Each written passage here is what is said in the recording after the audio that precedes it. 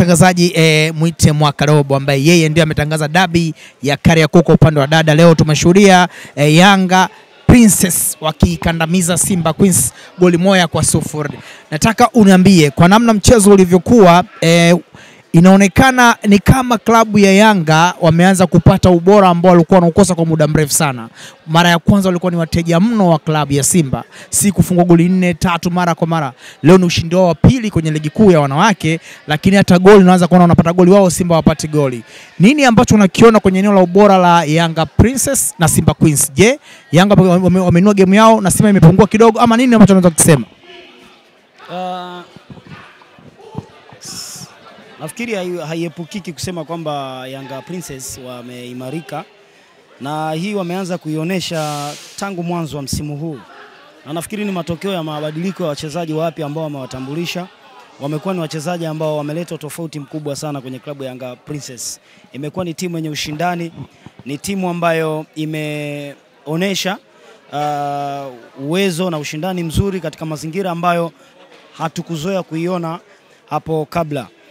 Hii Yanga Princess ambayo imeifunga leo Simba Queens ni Yanga Princess ambayo ilitanguliza kwenye mchezo wa ngao ya jamii.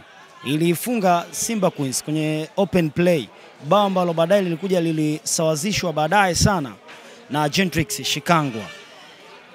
Ikawa hivyo game ile ya ngao ya jamii. Lakini hii ndio Yanga Princess ambayo ilishindana na Simba Queens katika mchezo wa duru la kwanza, kwenye mzunguko wa kwanza wa hii ligi ya wanawake. Ilifungwa bao 1-0, lakini ilijifunga. Siwezi kusema kwamba kujifunga kwao ndo ilikuwa uwepesi wa Simba kushinda, hapana. Timu inajifunga kwa sababu imefanyiwa pressure ambayo ingekuwa na madhara, kosa linatokea. Kama mna kumbukumbu nzuri, ilikuwa ni pasi ambayo imetoka pembeni kuingizwa kwenye box. Akawa anaenda Corazon ya wini mpira asko, lakini Dana Ibobo katika harakati za kutaka kuinusuru Yanga Princess, mpira ule usifike wavuni, akaucheza mpira ambao kaenda golini. Mechi kaisha 1-0. Simba Queens wakawa wamepata ushindi namna hiyo, lakini bado haiepushi kusema Yanga Princess wanazidi kuwa bora. Katika mechi zao mbili za mwisho, ukiangalia hii ni mechi ya 7 walikuwa wanacheza ugenini. Katika mechi 6 zilizopita walikuwa wameshinda mechi 4, alafu walidraw 2. Hakuna mchezo ambao walipoteza. So huu ni mchezo mwingine wanashinda ugenini, mchezo wa 7 ugenini wanashinda. Sio takwimu mbaya. Ilikuwa inaendelea michuano pale ya Women's Samia Super Cup Arusha. Yanga Princess wakamwadhibu Fountain Gate Princess bao 7-0. Ikaonekana kama wale ni Fountain Gate Princess, sawa. Lakini wameenda finali wakamfunga JKT Queens. Ikaonekana JKT Queens ya kikosi nini kimefanya hivi na vile, lakini haiepushi kusema kwamba wameimarika ukienda kwenye matokeo ambayo yamepatikana leo, si ndio?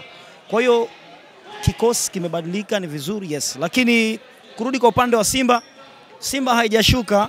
Mimi naiona haijashuka kwa sababu ina wachezaji ambao wako kwenye ubora ule ule, isipokuwa tu ni mazingira ya kimchezo ambao yanatokea kwamba lazima mshindi apatikane. Kwa mfano mchezo wa leo, Simba wamefanya vitu vingi sana vizuri, wamecheza game nzuri. Yanga Princess hawakuwa bora sana kwa kiwango kile, lakini walipata nafasi ambao aliitumia Jenen Mukanda Isenga. Ikawa nafasi ya pekee ambao walipata, kwa sababu hata nafasi nyingi walitengeneza Simba Queens, nyingi ambazo ongeza count na magoli, lakini wao wenyewe walishindwa ku-execute zile chance kuwa magoli. Pengine ni kutokana na umakini wachezaji kupotea, labda pressure ya dabi. Tunacheza dabi, tumetanguliwa bao 1, tunafanya nini? Kwa kulikuwa na makosa mengi kiasi kwamba hata wao wenyewe walikuwa wanalaumiana uwanjani. Ukiwaona kuna mistake walikuwa wanazifanya katika kwenda kutafuta ushindi, wanagundua kabisa hapa hii kosa tumefanya sisi, mpaka wanaanza kulaumiana. Kwa hiyo all in all ilikuwa ni mechi nzuri, mechi ya ushindani. Yanga Princess ni wazuri, wamezidi kuwa bora kila siku, walikotoka hata walipofika ni tofauti.